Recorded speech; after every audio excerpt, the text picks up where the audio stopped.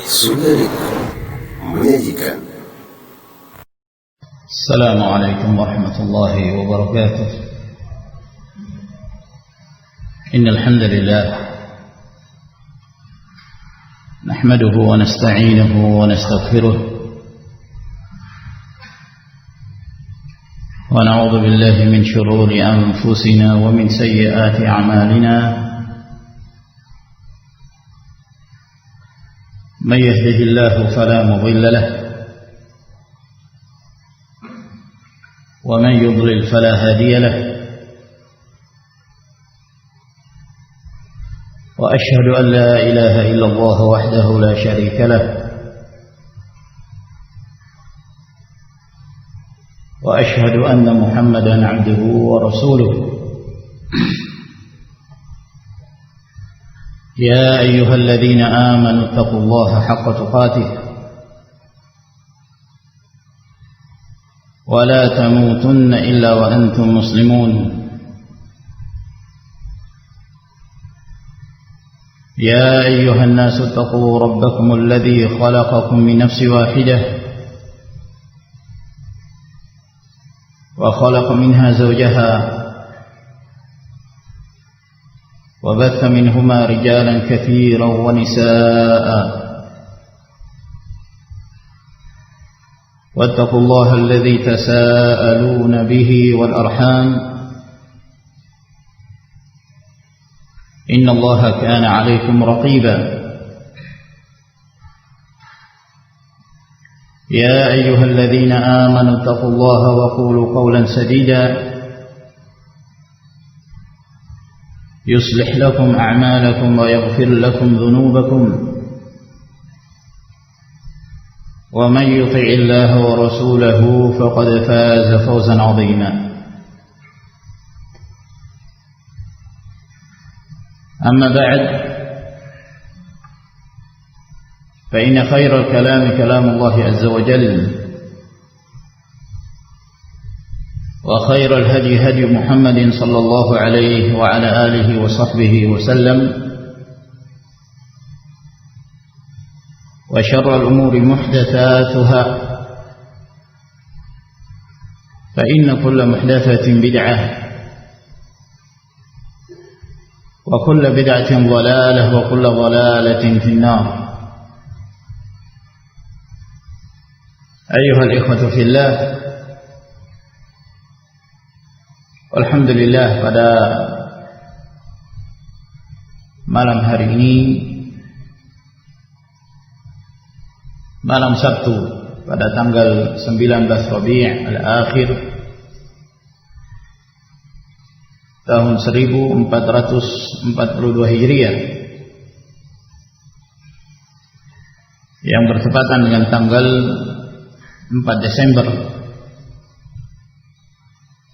tahun 2020. Alhamdulillah kita kembali berkumpul dalam kajian rutin kita yang membahas kitab Bulughul Maram min Adillatil Ahkam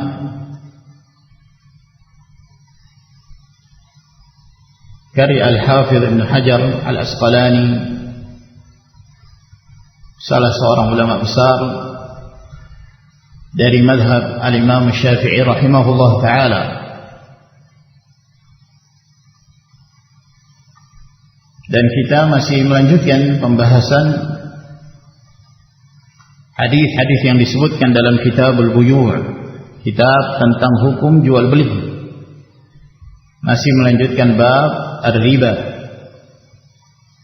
bab tentang riba. Berkata Al-Hafidh Abul Fadl Ahmad bin Ali bin Hajar Al-Asqalani Asy-Syafi'i rahimahullahu ta'ala, wa 'an Ibn Umar radhiyallahu anhuma,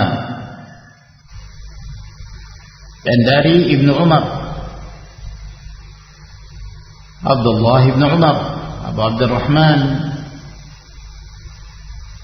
Ibn Umar Ibn Al-Khattab radhiyallahu ta'ala anhuma, anna Nabi sallallahu alaihi wa ala alihi wasallam,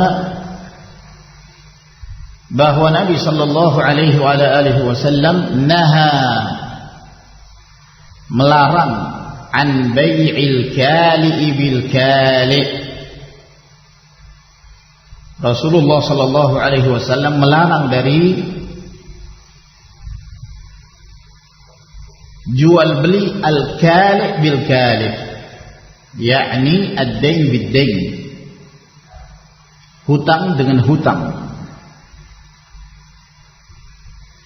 Rawahu Ishaq wal Bazzar bi isnadin dhaif. Hadis ini diriwayatkan oleh Ishaq dan Al-Bazzar dengan sanad yang lemah. Ini hadis yang disebutkan oleh Al-Hafidz Ibnu Hajar rahimahullah dalam bab riba. Yang pertama yang ingin kita bahas dari sisi kedudukan riwayat hadis ini. Apa derajat hadisnya? Dan Al-Hafidz Ibnu Hajar menyebutkan bahwa hadis ini diriwayatkan oleh Ishaq, demikian pula Al-Bazzar dengan sanad yang lemah. Sebagaimana hadis ini juga diriwayatkan oleh Ad-Darqutni, Al-Hakim, Al-Baihaqi,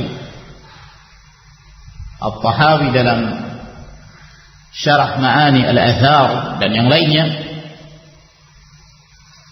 dari jalur Musa bin Ubaidah Ar-Rabadhi. Musa bin Ubaidah Ar-Rabadhi meriwayatkan hadis ini dari Nafi' dari Ibnu Umar, bahwa Nabi sallallahu alaihi wasallam melarang jual beli dengan cara al-kali' bil kali'. Dan hadis ini sangat lemah, disebabkan karena perawi yang bernama Musa bin Ubaidah Ar-Rabadhi.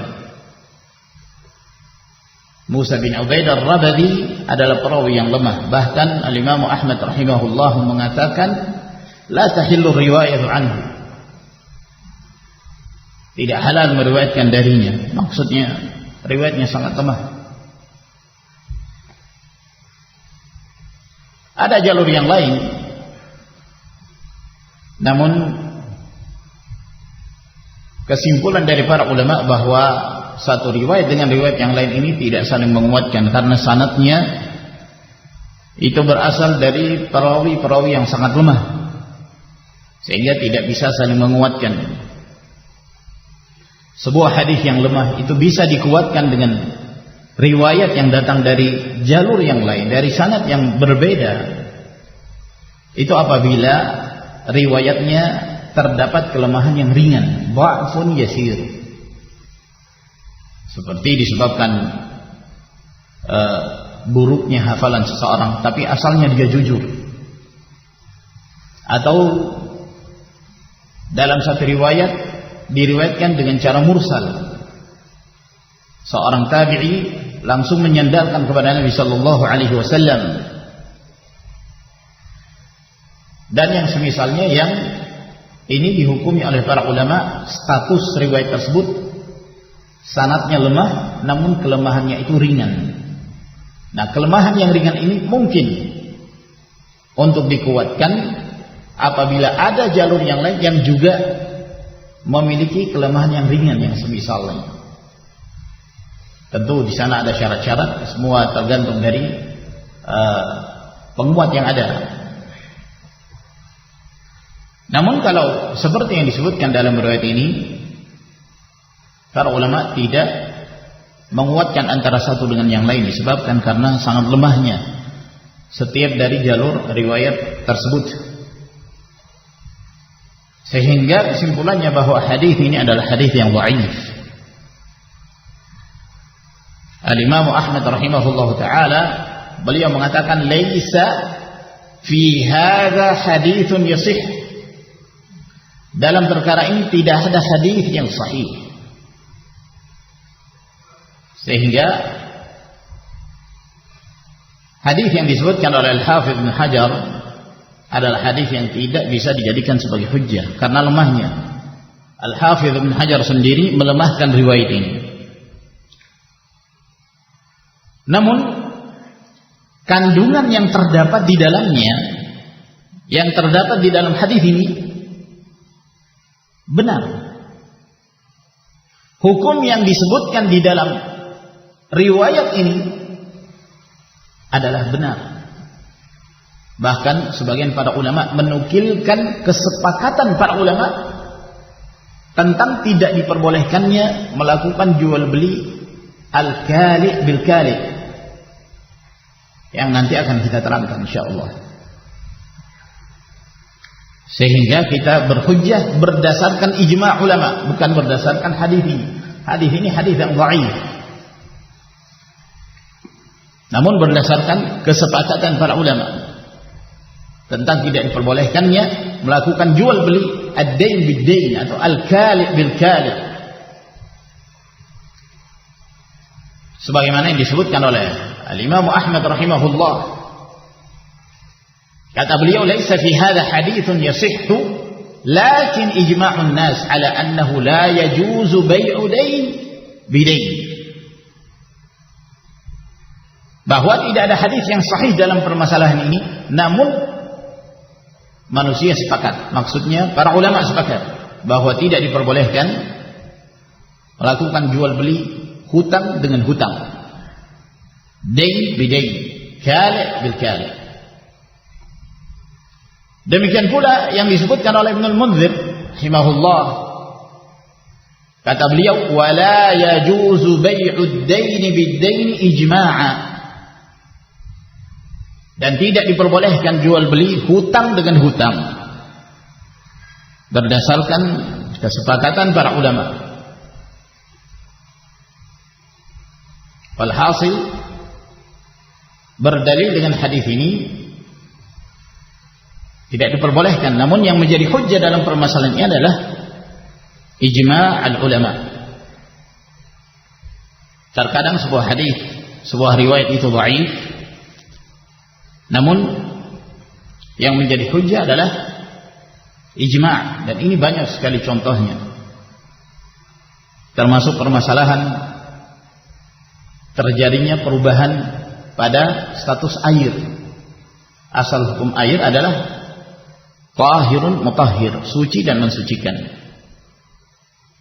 Namun apabila terjadi perubahan pada warnanya atau pada rasanya atau pada baunya, salah satu dari tiga sifat ini, terjadi perubahan pada air disebabkan karena adanya najis yang bercampur dengannya, maka sepakat para ulama air tersebut menjadi air yang najis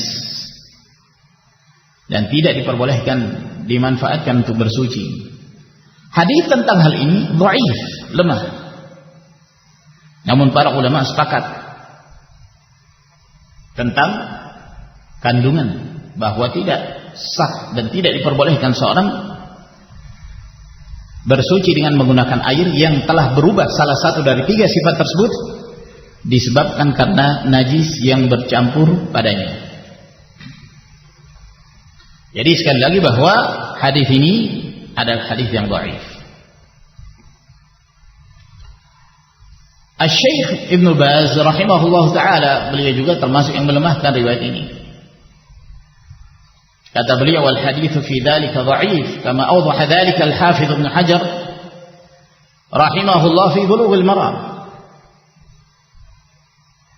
Bahwa hadis tentang permasalahan ini lemah, namun sebagaimana yang diterangkan oleh Al-Hafidz Ibnu Hajar dalam Bulughul Maram, walakin ma'nahu sahih, namun makna yang terkandung di dalamnya itu sahih. Kalau beliau menisbatkan kepada Ibnu Qayyim rahimahullah, sebagaimana diterangkan oleh Ibnu Qayyim rahimahullah dalam kitabnya A'lam al-Muwaqqi'in dan yang lainnya dari kalangan para ulama. Ini berkaitan dengan sanad riwayat dari hadis ini. Kandungannya sahih berdasarkan ijma' ulama. Apa yang terkandung di dalam riwayat ini? disebutkan bahwa Rasulullah sallallahu alaihi wasallam melarang melakukan jual beli al-kali bil kali. Apa yang dimaksud al-kali bil kali? Di sini disebutkan oleh Al-Hafidz Ibnu Hajar, yakni ad-dayn bid-dayn, yaitu menjual hutang dengan hutang. Menjual hutang dengan hutang. Dari kala'a yakla'u. Kali' maknanya ta'akhur. Insa dari an-nasi'ah. Jadi makna al-kali adalah at-ta'khir, bai'ut ta'khir at-ta'khir. Jual beli sesuatu yang diakhirkan dengan sesuatu yang diakhirkan, yakni hutang. Jual beli hutang dengan hutang.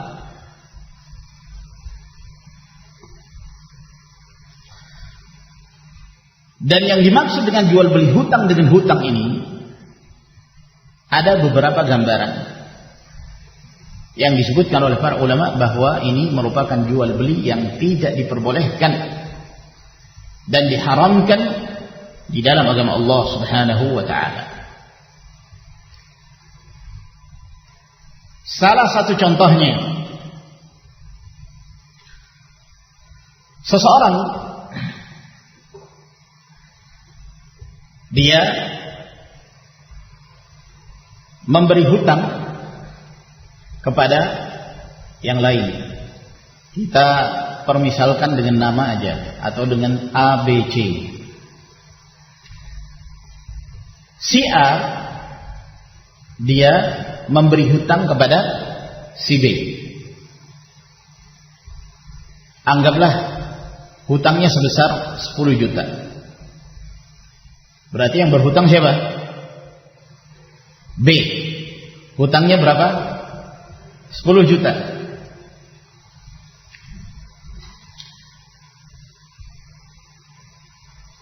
Di mana dia akan menetapkan bahwa jatuh temponya selama setahun. Setahun baru dia mengembalikan.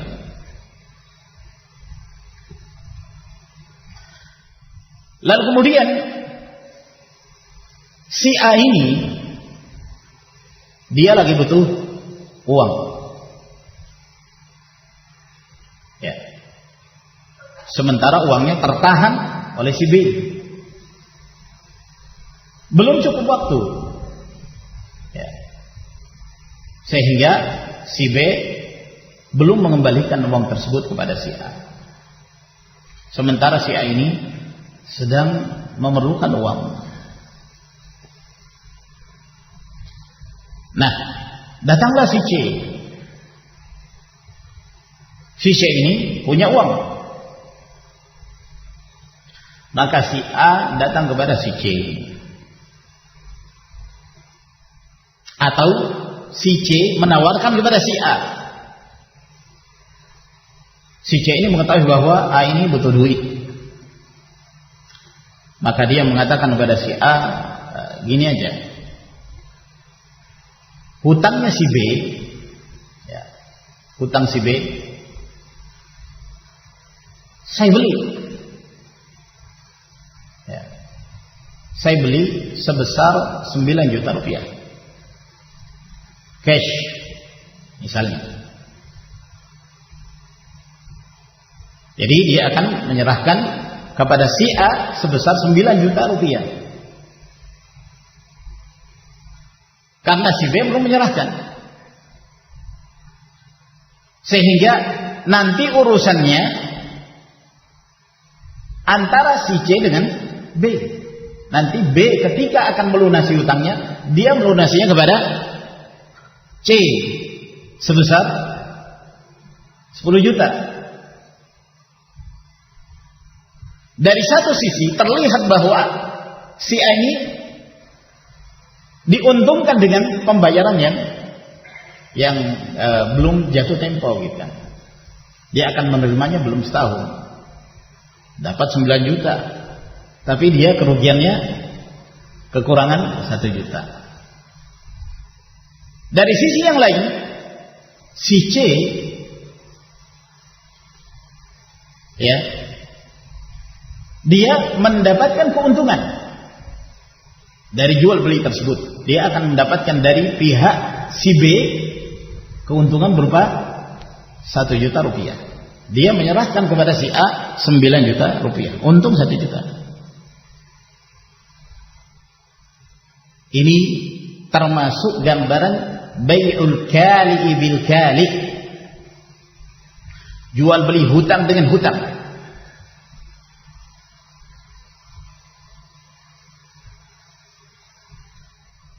Dan itu tidak diperbolehkan. Itu tidak diperbolehkan. Mengapa demikian? Di situ ada unsur riba dari pihak si C.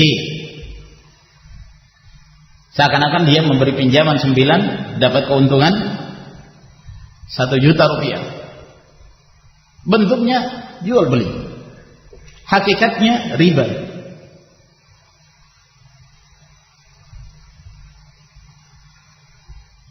Dari sisi yang lain kata para ulama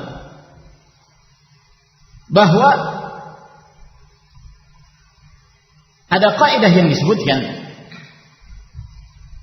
oleh para ulama dalam permasalahan ini yang mengatakan dainuka alladhi fi dhimmati syakhsin akhar la yajuzu an tabi'ahu ala akhar.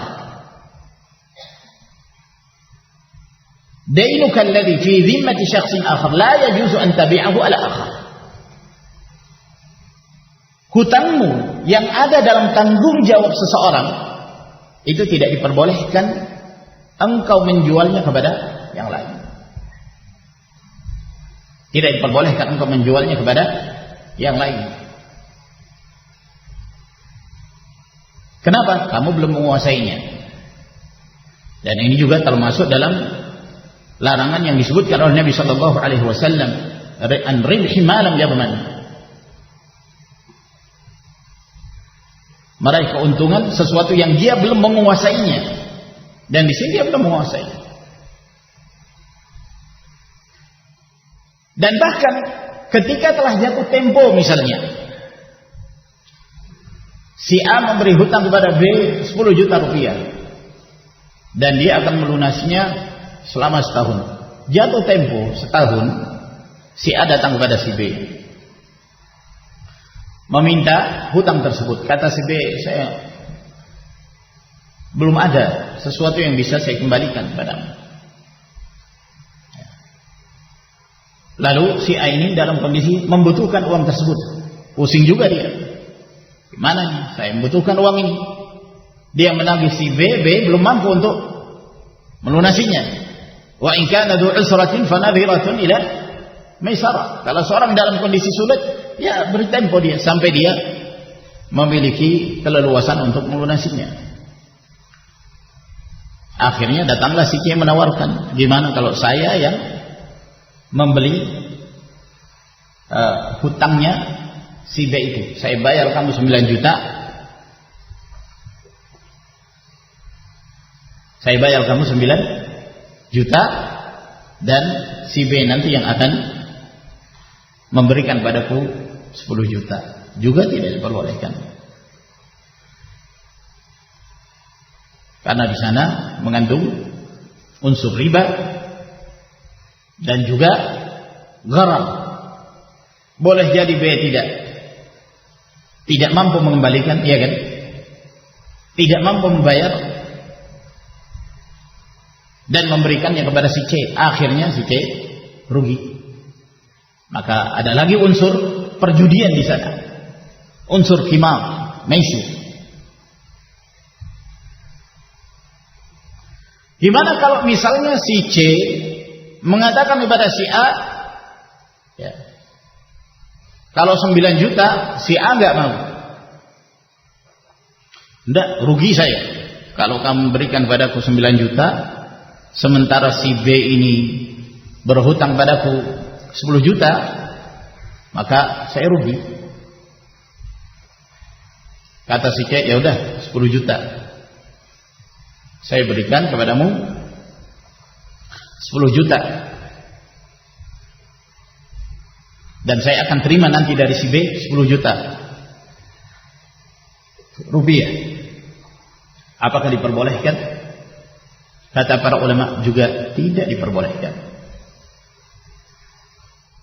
Kembali kepada kaidah yang kita sebutkan bahwa hutangmu ya yang engkau berikan pada seorang dalam tanggung jawab seseorang, maka kamu tidak boleh menjualnya kepada orang lain. Kamu tidak diperbolehkan menjualnya kepada orang lain karena engkau belum menguasainya. Hakmu belum engkau dapatkan. Gimana engkau akan menjualnya kepada orang lain? Sama halnya seperti engkau menjual burung yang terbang yang entah kamu bisa menangkapnya atau tidak. Ya. Nah, saya jual burung. Burung yang mana? Tuh, tengger ini. Nah, kamu bisa nangkap enggak? Ya, mungkin. Tangkap dulu baru kita jual beli, baru kita akad. Tangkap dulu. Belum jelas kok sudah ada akad jual beli. Beda ya kalau misalnya saya mengatakan sudah hutang si B saya tanggung. Nah, ini lain perkara. Ini masalah yang lain, bukan berkaitan dengan jual beli. Dia ingin berbuat baik atas nama si B untuk dilunasi hutangnya kepada si A. Tidak mengapa yang demikian. Tapi yang menjadi permasalahan pengalihan. Ya, yang ini penggambarannya jual beli. Seakan-akan si A menjual hutangnya kepada si C. Ya. Apakah si C akan membayarnya dengan lebih murah atau yang semisalnya? Maka tidak diperbolehkan. Kenapa? Karena dia belum menguasai apa yang menjadi haknya. Sesuatu yang belum dia kuasai, jangan dia jual kepada orang lain. Ini juga berkaitan dengan permasalahan al-qabd, bahwa seorang tidak diperbolehkan untuk menjualnya kepada yang lain sampai dia menguasai secara utuh. Contoh yang lain,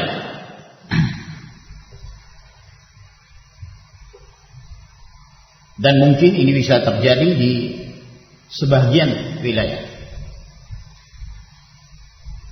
Pernah ada sebagian ikhwan bertanya tentang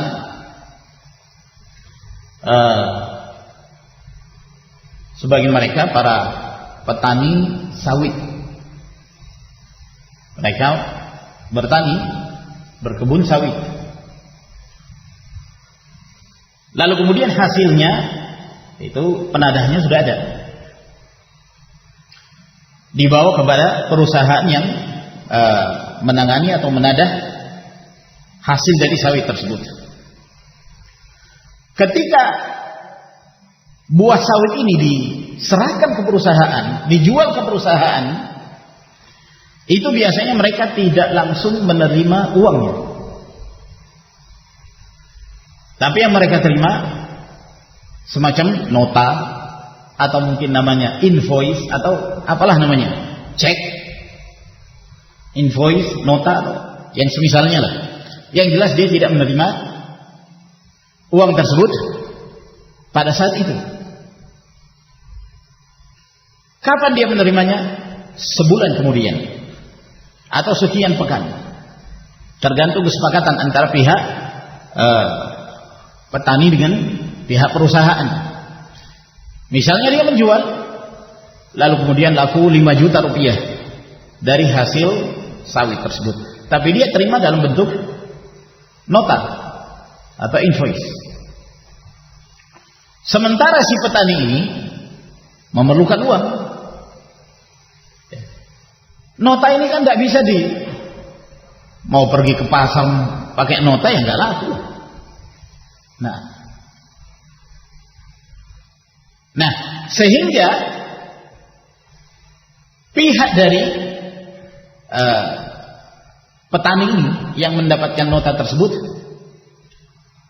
dia pun ingin menjual nota itu kepada yang lain yang memiliki uang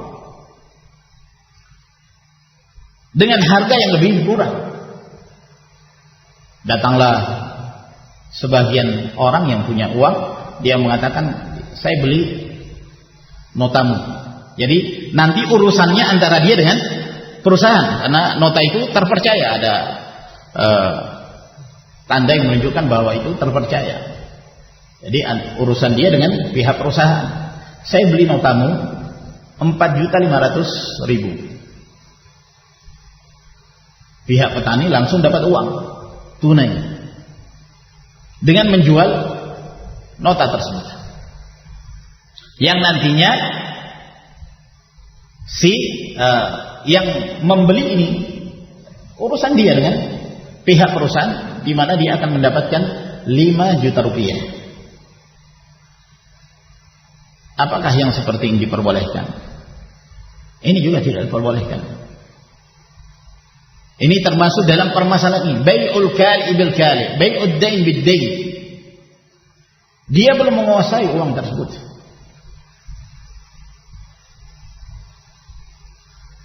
Ini ma'asyara ikhwah rahimakumullah. Dan ini tidak diperbolehkan. Ya. Dan saya pernah mendengarkan juga ada fatwa dari Syekh Azhar Sanaiqarah hafizahullah tentang permasalahan ini. Walhasil, ya, dari sisi ini para ulama tidak memperbolehkan juga karena ada unsur riba. Seakan-akan dia memberi pinjaman lalu mendapatkan keuntungan dari peminjaman tersebut. Kembali pada kaidah, man aqrada qardan jarra naf'an fa huwa riba. Atau kullu qardin jarra naf'an fa huwa riba. Barang siapa yang memberi pinjaman yang tujuannya dia meraih keuntungan, maka itulah riba. Dan itu tidak diperbolehkan.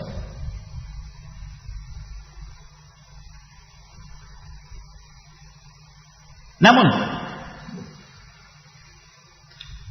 kalau misalnya transaksi antara si A dengan si B, si A memberi hutang kepada si B sebesar 10 juta rupiah dengan perjanjian setahun si B mengembalikan uang tersebut. Jatuh tempo, si A datang kepada si B. Kata si B, saya belum mampu untuk melunasi. Maka si A melihat ini mungkin dia bisa melunasi dengan cara dia menjual barangnya. Misalnya si B punya komputer, si A membutuhkan komputer. Maka si A mengatakan, kalau begitu gimana kalau komputermu saja yang kamu jual pada saya? Komputermu kamu jual kepada saya.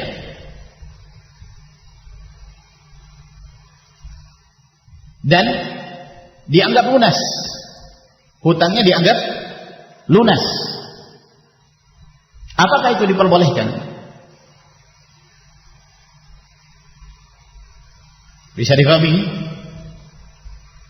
Saya ulangi, si A memberi hutang kepada si B dengan perjanjian 1 tahun, si B mengembalikan kepada si A sebesar 10 juta rupiah. Jatuh tempo, si A datang kepada si B. Si B mengatakan, saya belum punya uang, tapi dia punya barang. Maka kata si B, gimana kalau saya menjual komputer ini kepadamu, sehingga hutang itu dianggap lunas? Apakah itu diperbolehkan? Apabila barang tersebut, komputer itu, harganya senilai dengan hutangnya, maka diperbolehkan. Harga komputer itu memang 10 juta, Ya sudah, hutang lunas, kamu membeli barang saya ini, selesai. Dan itu diperbolehkan, tidak ada masalah. Atau misalnya barangnya di bawah 10 juta, sementara hutangnya 10 juta. Barangnya harganya 9 juta misalnya. Sudah, barang ini saja saya jual kepadamu 9 juta. Maka si A mengatakan, ya sudah, saya terima. Selesai. Kata para ulama, diperbolehkan. Namun kalau barang tersebut harganya lebih dari 10 juta,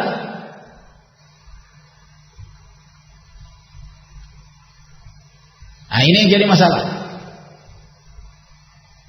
Sebab dikhawatirkan di sini dari sisi dia memberi pinjaman dan meraih keuntungan.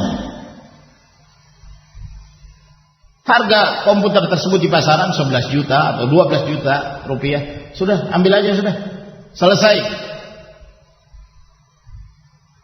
Sehingga si A ini mendapatkan keuntungan dari peminjaman yang diberikan kepada si B. Dan itu tidak diperbolehkan. Kullu naf'in jarra, kullu qardin jarra naf'an fa huwa riba. Setiap peminjaman yang menghasilkan manfaat,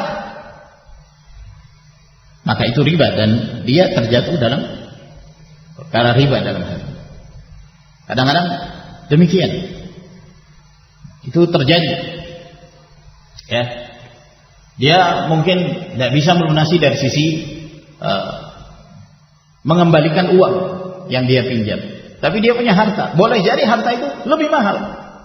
Tapi dia mungkin punya beberapa misalnya, maka dia sudah ambil aja.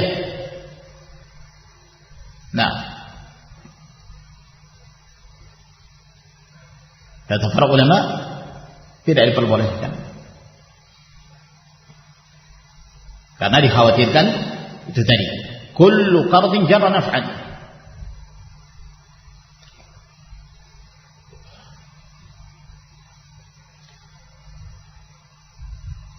Namun kalau nilainya itu sama, dia memberi hutang kepada si B dalam bentuk uang, rupiah misalnya, lalu dia kembalikan dalam bentuk barang, tidak mengapa. Dia kembalikan dalam bentuk barang, tidak mengapa. Dan itu hukumnya diperbolehkan. Oleh karena itu disebutkan dalam hadis yang diriwayatkan oleh Abu Daud dan An-Nasa'i dari hadis Ibnu Umar radhiyallahu ta'ala anhuma, kata beliau, kuntu abi'ul ibila bil baqi' fa abi'u bid dananir wa akhudhu ad-darahim wa abi'u bid darahim wa akhudhu ad-dananir. Aku dahulu itu jual beli unta di Baqi'. Saya menjual dengan dinar, lalu saya mengambilnya dirham uang perak, dan dinar uang emas. Dia menjualnya dengan harga dinar, lalu dia menerima dengan perak. Dan terkadang dia menjual dengan perak, lalu dia menerima dengan dinar. Dia menerima dengan dinar. Akhudhu hadhihi min hadhihi wa uti hadhihi min hadhihi. Ini apa hukumnya? Maka dia pun menanyakan hal itu kepada Rasulullah sallallahu alaihi wasallam. Kata Nabi alaihi salatu wassalam, la ba'sa an ta'khudhaha bi si'ri yawmiha ma lam taftariqa wa bainakuma syai'. Tidak mengapa engkau mengambilnya, tapi dengan syarat berdasarkan harga yang berlaku pada hari itu, dan kalian tidak berpisah kecuali sudah terjadi serah terima di majelis tersebut. Karena itu termasuk barang yang ada unsur riba. Yang menjadi syahid bahwa seseorang diperbolehkan menjual dengan sesuatu dengan satu harga, lalu kemudian dia menerima dengan mata uang yang lain. Misalnya dia menjual dengan rupiah, lalu dia menerima dolar, atau sebaliknya dia menjual dengan dolar lalu dia menerima dengan rupiah, dia menjual dengan real, dia menerima dengan dolar, itu diperbolehkan dengan syarat disesuaikan kurs yang ada pada saat itu. Disesuaikan dengan kurs yang ada pada saat itu.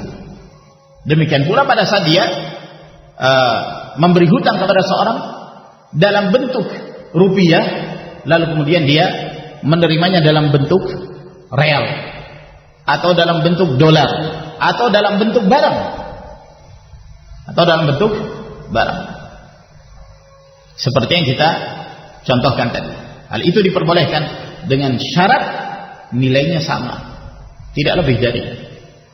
Ini yang dipersyaratkan oleh Rasulullah SAW dalam hadis ini, meskipun hadis ini terdapat kelemahan. Syekh Al-Albani rahimahullah taala juga melemahkan, namun ada riwayat yang mauquf dari Abdullah bin Umar radhiyallahu taala anhuma yang kedudukan riwayatnya hasan, bahwa Abdullah bin Umar radhiyallahu anhuma mengatakan annahu kana la yara ba'san fi qabdi ad-darahim min ad-dananir wa ad-dananir min ad-darahim. Dalam riwayat An-Nasa'i bahwa Abdullah bin Umar berpandangan tidak mengapa seseorang dia menjual dengan dinar lalu dia menerima dirham, atau dia menjual dengan dirham lalu dia menerima dinar. Hal itu diperbolehkan dengan syarat yang telah disebutkan tadi. Kursnya disesuaikan dengan yang berlaku pada hari tersebut, lalu kemudian harus ada serah terima barang di majelis akad. Ini ma'asyiral ikhwah rahimakumullah kaitannya dengan jual beli al-kali' bil kali, atau jual beli ad-dain bid dain. Disebutkan oleh Syekh Ibnu Utsaimin rahimahullah taala bahwa tidak semua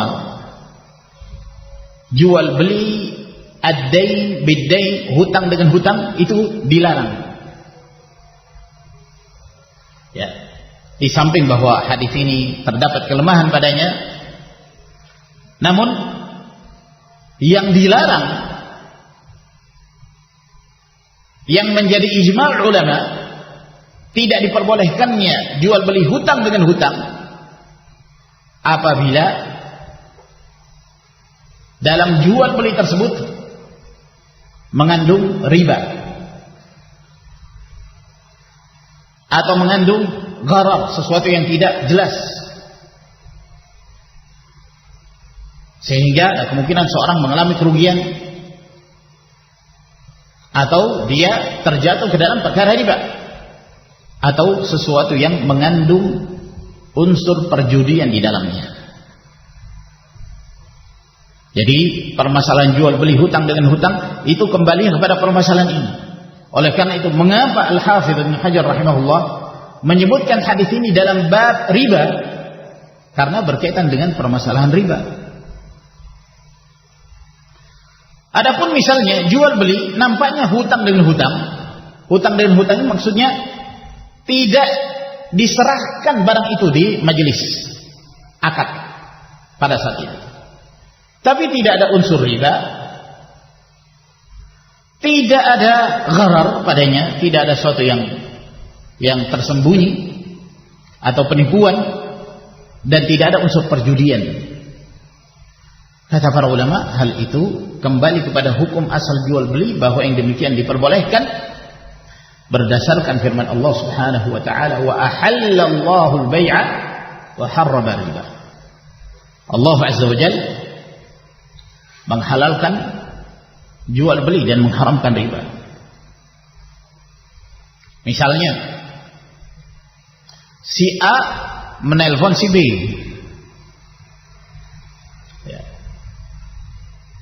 si B ini penjual misalnya, dia menjual apa misalnya, menjual barang lah, menjual ambal lah misalnya. Si A bertanya kepada si B, kamu punya ini ambal Malaysia? Nah, oh iya, Tapi ada di tempat lain misalnya atau di tokonya. Oh iya, harganya berapa? Harganya 1 juta. Terjadi tawar menawar, akhirnya sepakat 1 juta atau 900.000. Kata si A, ya sudah deal, saya beli. Oh iya, kalau begitu saya jual, kata si B. Sepakat, jual beli. Tapi si A belum menyerahkan uangnya dan si B belum menyerahkan barangnya. Ini secara zahir juga termasuk dain bidain, hutang dengan hutang, karena tidak diserahkan di majelis akad. Mereka sudah sepakat, tapi belum terjadi serah terima. Apa hukumnya? Kata para ulama, tidak mengapa, boleh yang demikian. Tidak ada unsur riba di dalamnya, tidak ada. Beda kalau jual beli emas, lain lagi, karena memang emas termasuk barang yang ada unsur ribanya. Jadi ini juga perlu diperhatikan bahwa tidak secara mutlak jual beli hutang dengan hutang itu terlarang. Kalau dia tidak kembali kepada permasalahan riba, tidak mengandung gharar, tidak mengandung unsur qimar, perjudian, tidak ada yang majhul di dalam jual beli tersebut, maka kembali kepada hukum asal bahwa itu diperbolehkan. Seperti yang kita sebutkan tadi, sepakat melalui telepon, lalu kemudian sehari atau 2 hari terjadi pertemuan, yang ini menyerahkan uangnya, yang ini menyerahkan ambalnya. Maka meskipun secara zahir terlihat gambarannya adalah jual beli hutang dengan hutang, namun para ulama membolehkan, tidak termasuk perkara yang diharamkan. Ini ma'asyiral ikhwah rahimakumullah yang kita pelajari dari pembahasan tentang jual beli al-kali bil kali atau jual beli hutang dengan hutang. Semoga memberi manfaat kepada kita sekalian. Wa akhiru da'wana alhamdulillahi rabbil alamin. Wa sallallahu ala nabiyyina Muhammad wa ala alihi wa sahbihi wa sallam tasliman katsira. Wassalamu alaikum warahmatullahi wabarakatuh.